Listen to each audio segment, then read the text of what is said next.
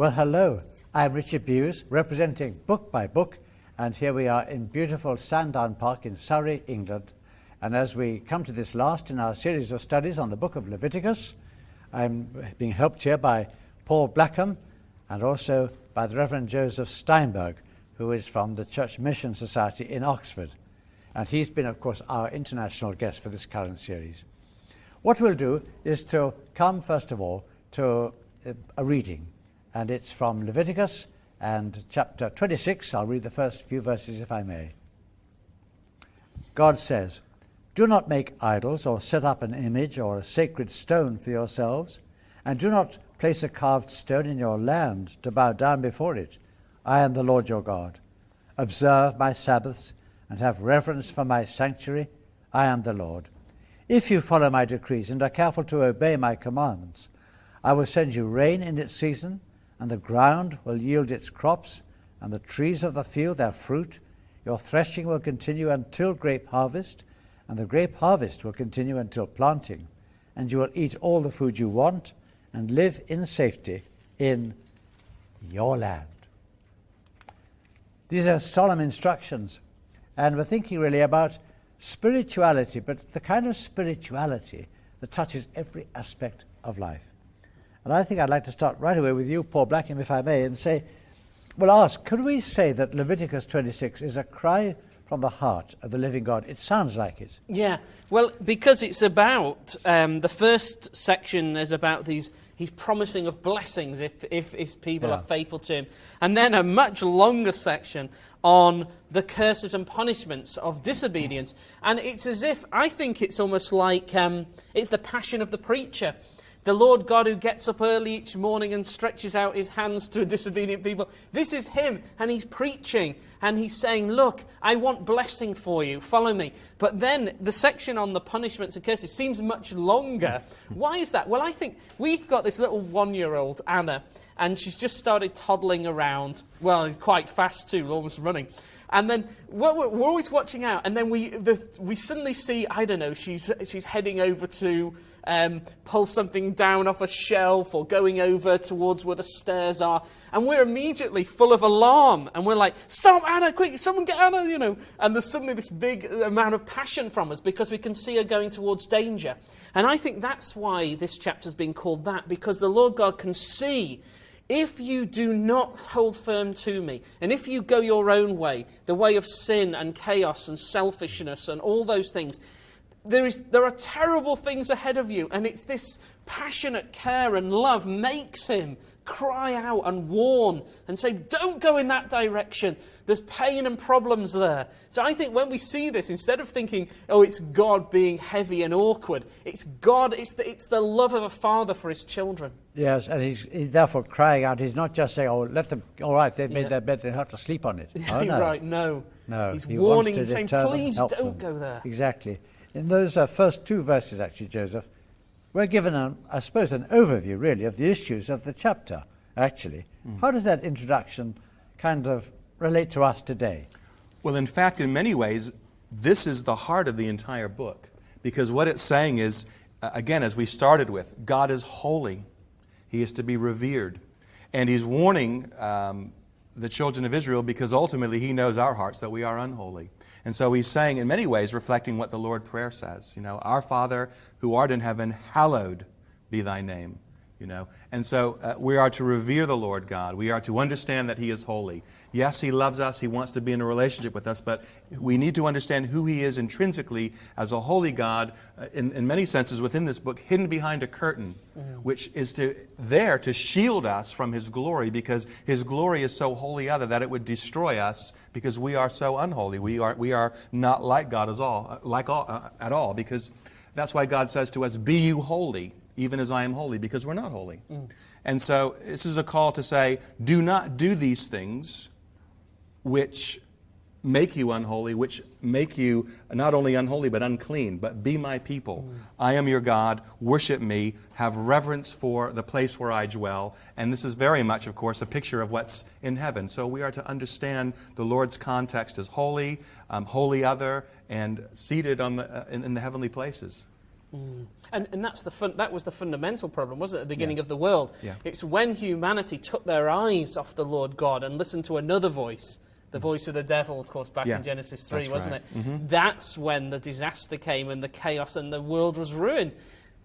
The fundamental issue is always the Lord God and Him alone, and reverence. And the fear of the Lord is the beginning of understanding, as the book of Proverbs tell us. Same thing here, isn't it? Reverence Him and do not divert your heart and mind to any other object of worship.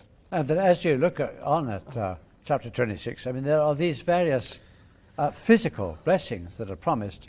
I mean, when will we experience those?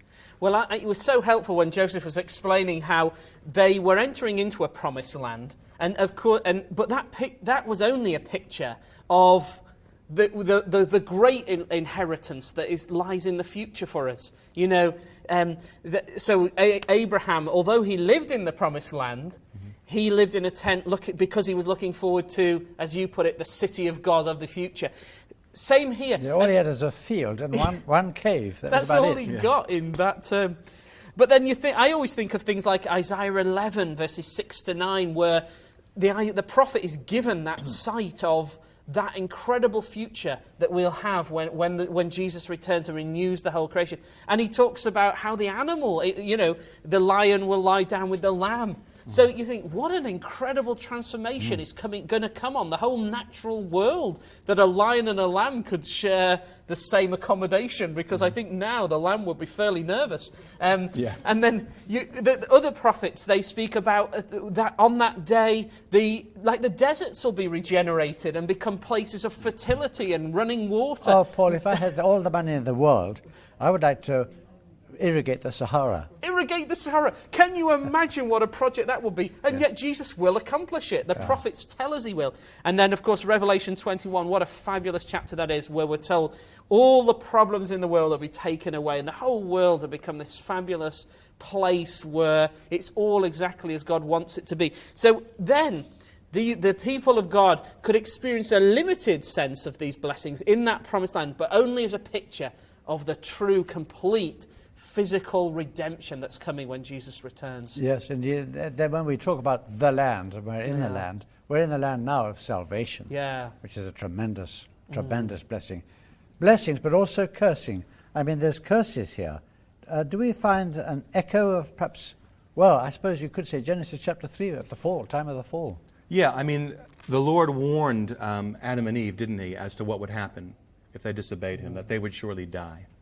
And, of course, in many ways that was prophetic, wasn't it? Because immediately we have the problem and death comes into the world.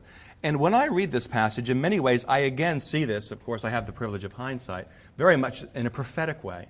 Because, again, when you have a true understanding of the law, you realize that the law, and Paul says this again in Romans 4, the law wasn't given to save. Israel couldn't actually keep the law. It was God's standard to demonstrate His holiness. So, in fact, I mean, Israel was doomed from the beginning to have to suffer these curses. In the same way that Adam and Eve are symbolic of all of humanity, I think Israel is also symbolic of that we all suffer underneath the reign of disease, decay, and death. And in that sense, it's wonderful to see the gospel coming, as Paul says, to the Jews first and then going back out into the world. So you sort of have a picture of implosion and then, of course, then in a good way, explosion of good news. But it's a very scary picture. But I do believe that if the law was given to any group or people, any nation, the same thing would have happened. And of course, it's God's heart cry, as Paul's already said, as a warning. This will surely happen to you. But again, there's also an understanding that the children of Israel were to be the standard by which the rest of the world was to come to know God, to be judged either clean or unclean or even holy. And when they failed, God had a higher expectation for them. And so there was these curses that would come upon. And in fact, when you read these, it's like reading a history of the Jewish people. And even within many Jewish rabbis explain the Holocaust in the light of this passage, because the curses are so horrible. And one can only say, thank God for the Messiah, because He's the one who's taken these curses onto Himself. And so now we go free. We no longer suffer these curses. But in fact, they're symbolically there for all of us, because none of us live according to the law. None of us are holy as God is holy. All, as the prophet Isaiah said, all have fallen short of the glory of God. Oh, Joseph, it's wonderful to hear you as somebody from Jewish background talking in those terms, and of course of the Messiah. It's wonderful. We're boiling up towards the end of Leviticus here.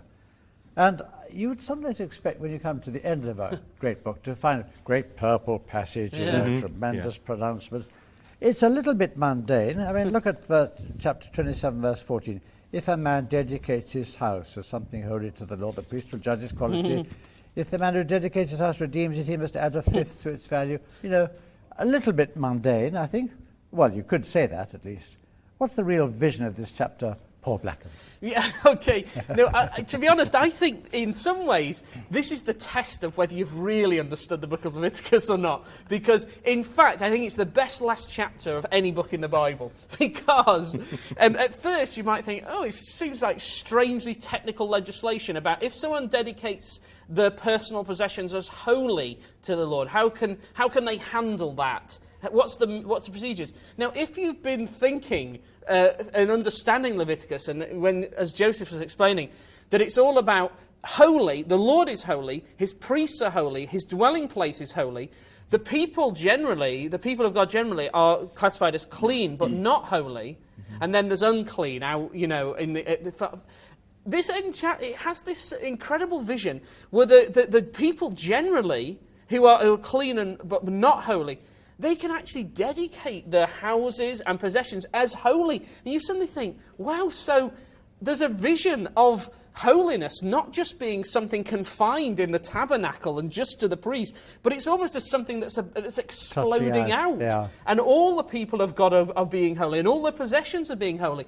I always feel that you're almost left with a vision of the holiness of God spreading out to his people, to all people, to the whole world, which is why Isaiah 11, verse 9 says that one day the glory of the Lord will fill the earth as the waters cover the sea. And you think, wow, so this holiness that at first in Leviticus is just confined into this little building, and the Lord calls out from in a little building, and that's the sort of little island of holiness. When we get to the final chapter, it's expanding, it's invading the world, this holiness. And as it's done, of course, with your father's fruit and veg shop at Tarleton, and just by Preston. Yeah. But the fruit and veg shop is actually, it's really a place where people can find God there. They do, all the time. And now your sister Christine and her husband looking after it. Fruit and veg, you walk in, I walked in there, and see Bibles there as well as the cabbages and all the rest of it. It's fantastic and it's wonderful.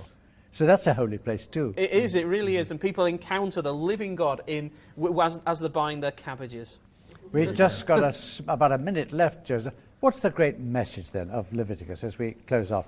I mean, why should this, or could this be one of our favorite books in the Bible? Well, I think we've just said one thing. First of all, we see the implosion of sin and the way it devastates the world and how contagious it is and how it pollutes everything. But then we see the explosion of God's glory and how it will transform the world. And the Lord will reign and overcome all these things. But again, to go back to the very first study, this book is so important because it's like a lens. It's a lens that we look through to see God and understand that he is holy and wholly other and that he is to be revered and honored. But it's also a mirror that we look into to understand our own sinful state so that we would cry out for mercy. And yet God provides within the pictures of the sacrifices and the priests that there is a remedy for our sinful situation. There is a way to have God's anger appeased. There is a way to be redeemed. There is a way to be decontaminated. There is a way to come into fellowship and worship the Lord and to be in communion with him. And that is the Lord Jesus. He is the Lamb of God who was slain before the foundations of the world. He is the great high priest who has sat down at the right hand of the Father and mediates on our behalf by his very presence. Why? Because Leviticus shows us we have a hope. There is a man in heaven, the Lord Jesus, who ascended there, and he will return, he will reign, the new kingdom will come, and we will be a part of it. And praise God, because that is the Christian hope. Oh, this is wonderful. Wow. So Genesis, a ruined people. Exodus, a redeemed people. Leviticus, a holy people. Numbers, a pilgrim people. Deuteronomy, a covenant people. And here we've been looking at this great book to do with holiness and the lens. As you talked about, we've been looking at ourselves and we've been looking at the Messiah all the way through. We'll have a prayer now as we close off. Great God of all the universe, God of Abraham, Isaac, and Jacob, God and Father of our Lord Jesus Christ, we thank you for this book. We thank you for the lens over which Joseph Steinberg, your servant, has been speaking. We thank you for his presence with us on this program during these last 10 studies. We ask for your blessing upon him and upon the whole work of the Church Mission Society, upon its general director, and upon the missionaries and the agents and the gospel partners in different parts of the world. And we pray that we too may be a part of what you are doing in our so needy world today. All of these things we pray for your name's sake. Amen. Amen. Hey, there'll be another series soon, and we'll look forward to sharing with you in it as soon as possible. God bless you.